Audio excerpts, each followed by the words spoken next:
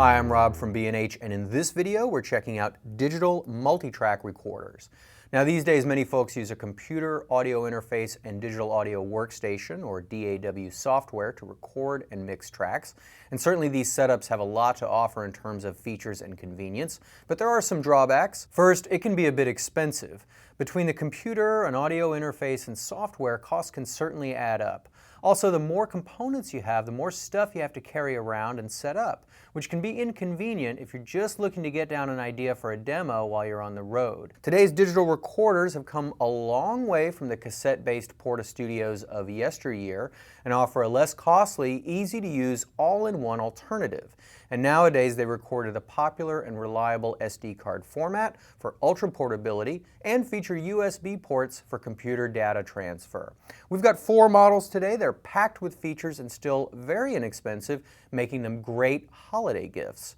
They all allow for simultaneous recording of 2 tracks at once, with 8 tracks available for playback. Let's get started with a model from Tascam. This is the Tascam DP-008, and it packs a lot of recording power into its small chassis that weighs 19.7 ounces without batteries. It'll run for about 6 hours on supplied 4 AA batteries, less if you have the phantom power engaged. The DP-008 doesn't come with a power supply, so I'd recommend picking up the PSP-520 AC power adapter from Tascam. A 2 GB card is provided, so you can actually start recording right out of the box, but cards of up to 32 GB are supported, and the maximum recording resolution is 16-bit 44.1 kHz. Inputs and outputs are on the back. 2 XLR inputs for microphones are back here, with optional 48 volts phantom power available for condenser mics, as well as 2 unbalanced 1/4-inch inputs that can accept either mic or line level signals. There's also a switch back here that changes the 1/4-inch input A to a high impedance setting, so you can plug an electric guitar or bass into this input without the need for a direct box. In addition, there's a 1/4-inch input for a foot pedal, which you can use as a hands-free way to start and stop recording. For monitoring, there's an 1/8-inch headphone jack with dedicated volume knob, as well as RCA outputs with a master volume on the top panel. If you don't have microphones, no problem, since the DP-008 actually has 2 omnidirectional Electret condenser microphones built right into the front of the chassis, one on each end to give you a stereo depth of field when used together. Setting which inputs the DP-008 is looking at is done using the menus on the LCD display, and gain knobs are easily accessed on the top panel.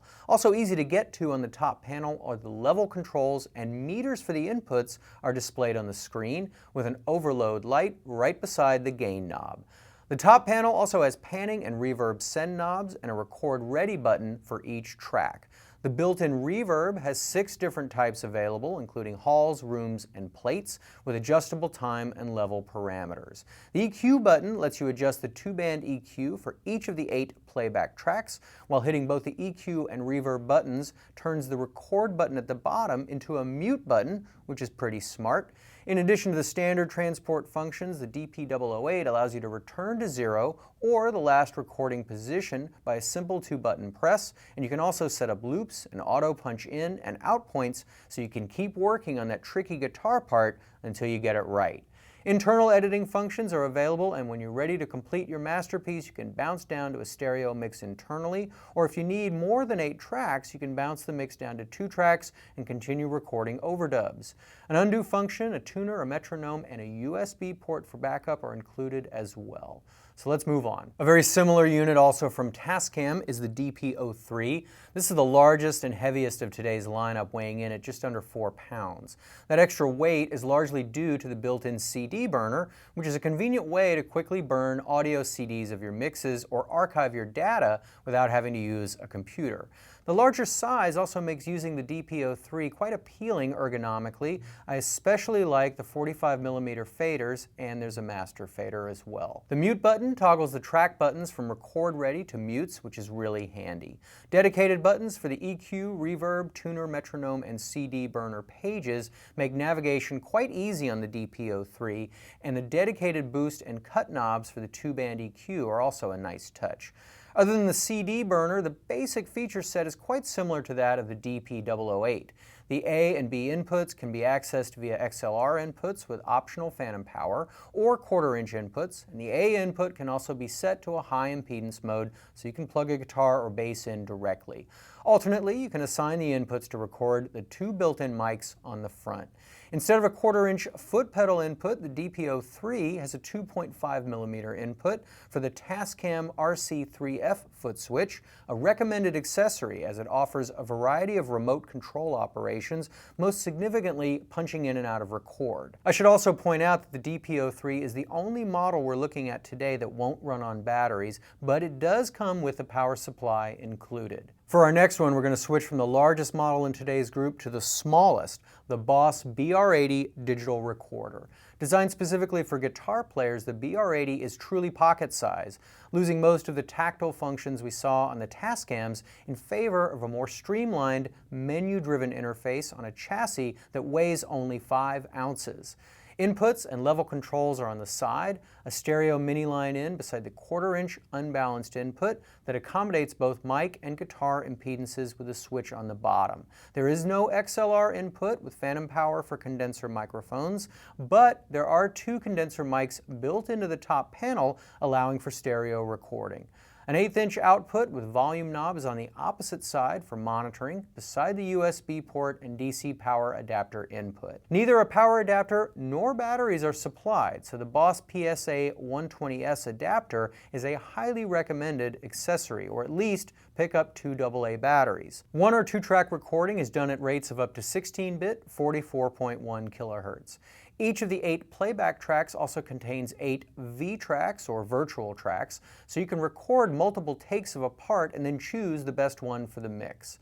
The BR80 has independent processors for 4 different kinds of built-in effects: insert effects, reverb, track EQ, and mastering effects. The effect chains are called patches, and the 160 patches include guitar, bass, and vocal chains, yielding numerous distorted guitars, overdriven bass, vocal harmonies, and a lot more, which can be applied on the input stage without the need for outboard effects and heavy amplifiers. It's like having numerous Boss effect pedals at your disposal without having to cart them around and hook them up.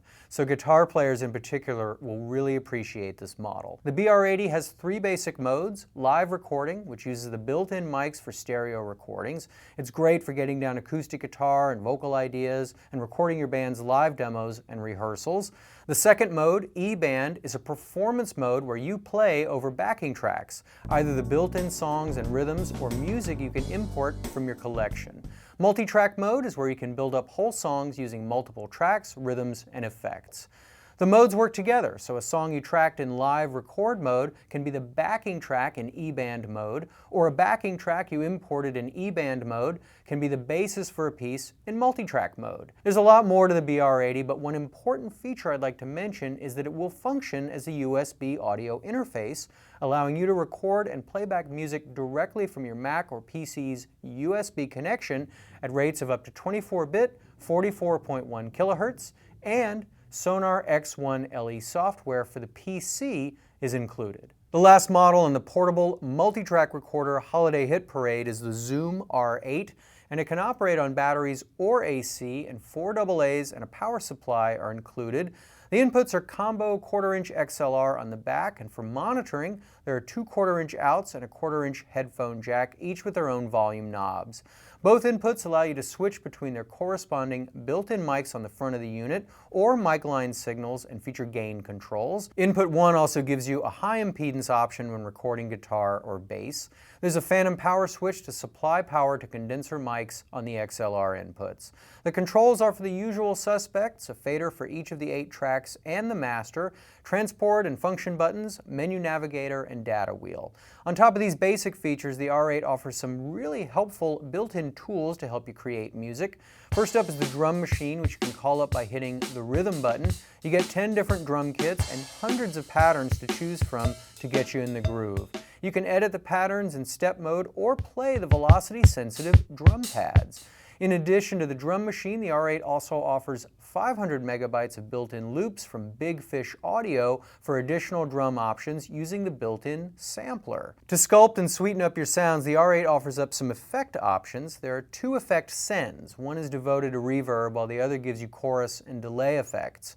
In addition to the sends, we've also got an insert effect, and we can put that on our inputs if we want to commit the effect to our recording, or on the playback track if we want to use the effect in the mixing stage. This kind of flexibility is nice, allowing me to use the compressor, for example, on the input to even out my recording levels, while also letting me try out different effects like distortion in the mix. In addition, the R8 not only functions as a USB audio interface, but also as a controller for your digital audio workstation software.